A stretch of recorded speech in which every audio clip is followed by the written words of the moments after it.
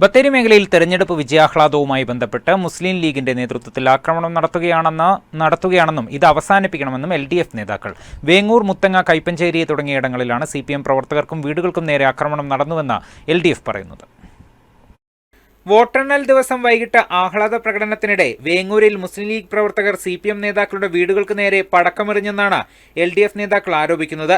കുട്ടികൾ വീട്ടുമുറ്റത്ത് കളിച്ചുകൊണ്ടിരിക്കവെയാണ് പടക്കമെറിഞ്ഞത്. ഉഗ്രശേഷിയുള്ള പടക്കം പൊട്ടി വീടിന്റെ ജനൽച്ചില്ലുകൾ തകർന്നതായും CPM നേതാക്കൾ പറഞ്ഞു. സംഭവത്തിന് ശേഷം പ്രകടനമായി എത്തിയ ലീഗ് പ്രവർത്തകർ CPM ബ്രാഞ്ച് സെക്രട്ടറി MC ജോസിന്റെ തല അടിച്ചു പൊട്ടിച്ചതായും നേതാക്കൾ ആരോപിച്ചു.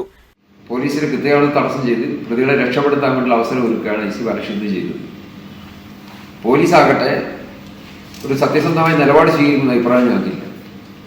കാരണം ഈ സംഭവവുമായി ബന്ധപ്പെട്ടുകൊണ്ട് CPMന്റെ ബ്രാഞ്ച് സെക്രട്ടറി ജോസിന്റെ തലയടിച്ച് പൊട്ടിച്ച് 14 തുന്നുണ്ട്. അയാൾ ഹോസ്പിറ്റലിലാണ്. അതിനെ തുടർന്ന് ചില സംഘടന അവിടെ നടന്നു. അതിൽ മറുഭാഗത്തും ചില പരിഭവിച്ചിട്ടുണ്ട്.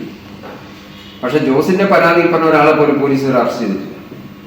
എന്നാൽ മറുഭാഗത്ത് LDFന്റെ പ്രവർത്തകരായിട്ടുള്ള 5 പേരെ പോലീസ് വീട്ടിൽ അറസ്റ്റ് ചെയ്ത് കൊണ്ടുപോയി. MLA IC ബാലകൃഷ്ണന്റെ ഒത്താശയോടെയാണ് ലീഗ് പ്രവർത്തകരുടെ അഴിഞ്ഞാട്ടമെന്നുമാണ് ആരോപണം. സംഭവത്തിൽ പോലീസ് അന്വേഷണം നടത്തി ആക്രമണകാരികളെ പിടികൂടണമെന്നും നേതാക്കൾ വാർത്താസമ്മേളനത്തിൽ ആവശ്യപ്പെട്ടു.